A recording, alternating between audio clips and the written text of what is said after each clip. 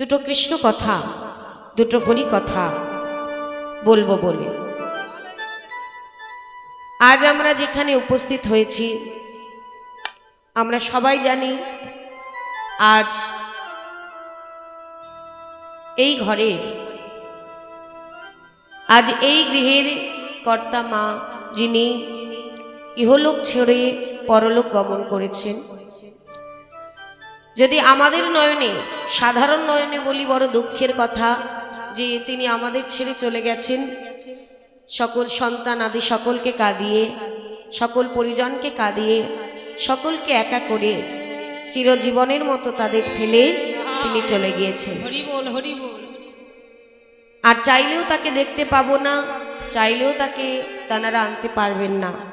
কারণ একবার যিনি এই ভব ছেড়ে চলে যায় তাকে তো আর আনা যায় না বাবা। কিন্তু আরেক রূপে যদি আমরা ভাবি, তিনি যেখানে গিয়েছিলেন, যতটুকু শুনেছি আমরা, বৃন্দাবন, বৃন্দাবন ধাম, শ্রীমতী রাধারানীর ধাম, রাধা গোবিন্দের কৃপা পেতে গিয়েছিলেন। অশেষ অশেষ করুণা, তার কৃপা হয়েছে। তার এক জনম দু জনমের নয়, এক ভাগ্যের কথা নয়, এক জনমের কথা, ভাগ্যের কথা নয়, বহু জনমের সুকৃতির ফলে এমন হয় যে তিনি বৃন্দাবনে গিয়েছেন। সেখানে তিনি আস্তে আস্তে তিনি দেহ রেখেছেন। এটা একমাত্র এই কলিযুগে বৈষ্ণবের দ্বারাই সম্ভব। যারা প্রকৃত বৈষ্ণব এই জগতে কলিযুগে, তাদের হয়। আর এক যারা বহু বহু সুকৃতি করে এসেছে, বহু জন্মের সুকৃতি যার আছে, তারই ওই বৃন্দাবন ধাম, নদিয়া নবদ্বীপ ধাম, পুরী ধাম, সেখানে গিয়ে এই দেহ থেকে প্রাণ পাখি চলে যায়নি। তাই দুঃখ করেও দুঃখ করা যাবে না যে অতীব ভাগ্যবতী সেই মা।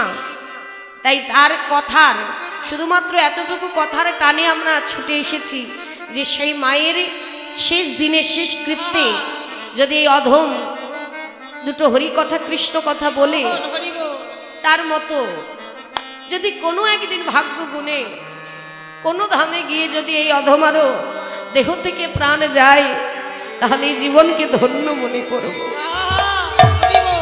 শুধু এই এক বাক্যের টানে এখানে ছুটে আসা। তিনি বলেছিলেন, সন্তান কেউ ফোন করেছিল, যিনি করেছেন, বলেছে আমার মা, সে আর ফিরে আসেনি, তার দেহটা এসেছে। তাদের কষ্টটা স্বাভাবিক বাবা, কারণ তারা যে সন্তান মা হারা হয়েছে, সেই জানে, যার মা নেই সেই জানে তার ব্যথা। কিন্তু আমরা যদি ভাবতে চাই সে অতীব ভাগ্যবতী মা, তার চরণে শত শত কোটি প্রণাম যে তিনি ইহলোক ছেড়ে পরলোকে গিয়েছেন। তবে যেটা আমরা সারা জীবনে বলে থাকি, প্রভু আর কিছু পাই বা না পাই, শেষ দিনে যেন তোমার চরণে আমরা বৈকুণ্ঠ ধামে পৌঁছাতে পারি। আজ তার তাই হয়েছে। তাই ওর হরি বল, হরি বল। তাই কেউ কেঁদো না গো মা, দুঃখ করো না, কষ্ট হয়, এটা স্বাভাবিক, হওয়াটা স্বাভাবিক হবে।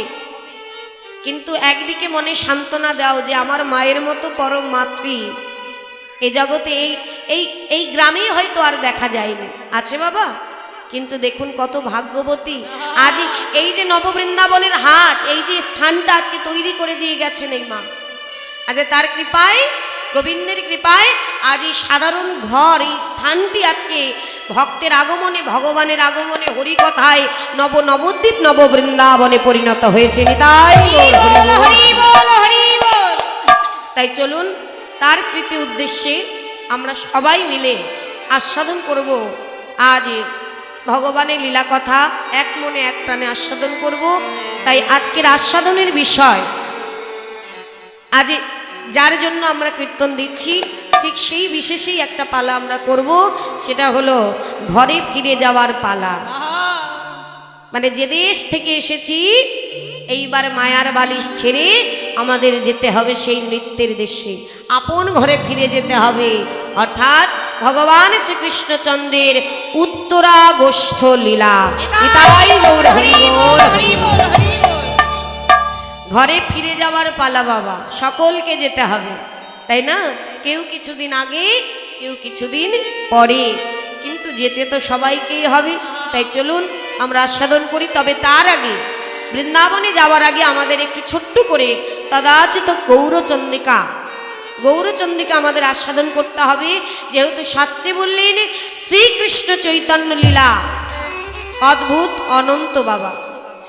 ব্রহ্মা বিষ্ণু শিব যার নাহি পায়ন্ত, যুগ যুগ ধরে স্বয়ং চতুর্মুখী ব্রহ্মা, যিনি চার বদনে ভগবানের লীলা কথা গুণকথা বর্ণনা করেছেন। চতুর্মুখী ব্রহ্মা মানে চারটি বদনে ভগবানের নাম করেছে, আজও করছে, তবে আজও তার শেষ তিনি খুঁজে পাননি। তারপর পঞ্চানন দেবাদিদেব মহাদেব, যিনি পাঁচ মুখে ভগবানের নাম করে, পরম বৈষ্ণব, আজও এই নামের অন্ত তিনিও খুঁজে পাননি। আর আমি তো একজন সাধারণ একটি জ্ঞানহীন মূঢ়তম জীব, যে কিনা কৃষ্ণ কথার মাগো আমি কিছুই জানি না।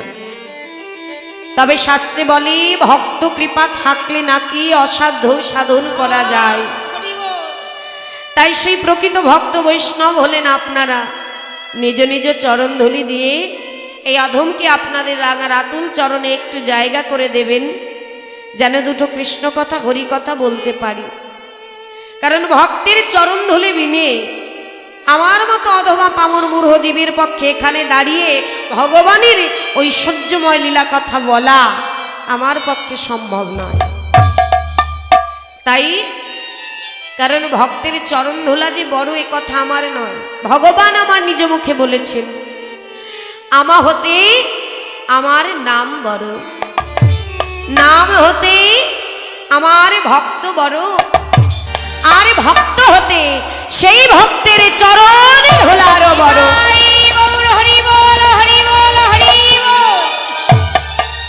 তাই নিজ নিজ চরণ ধুলি দিয়ে এই অধমকে আপনাদের চরণতলে একটু জায়গা করে দেবেন, যেন দুটো কৃষ্ণ কথা হরি কথা বলতে পারি। তাই চলুন বাবা, আগে আমরা সবাই যাব শ্রীধাম নদিয়া নবদ্বীপে। যেহেতু আমরা কলিহত জীব, তাই কলির ভগবান হলেন কে গো বাবা?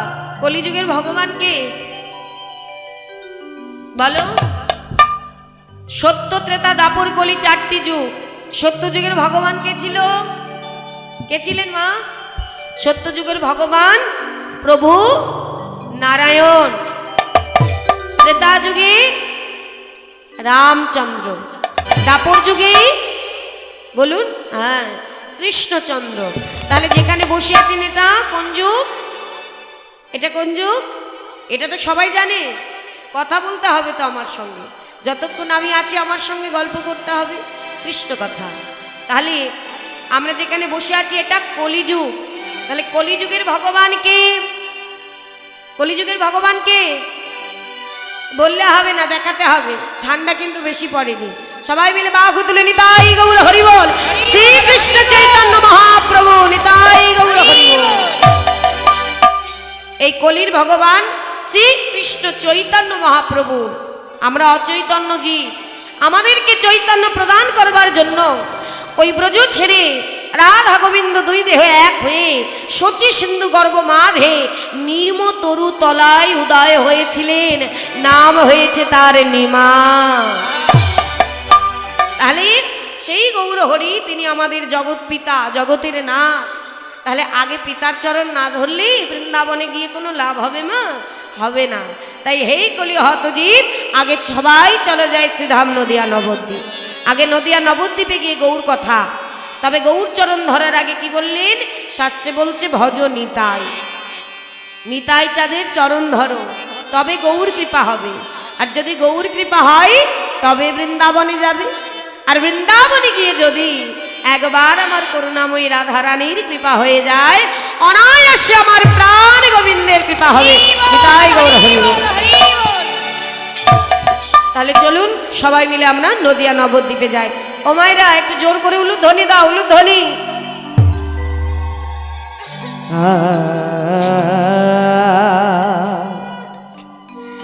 কি বাসুর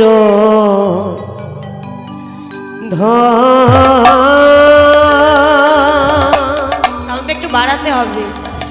সুরধ্বনি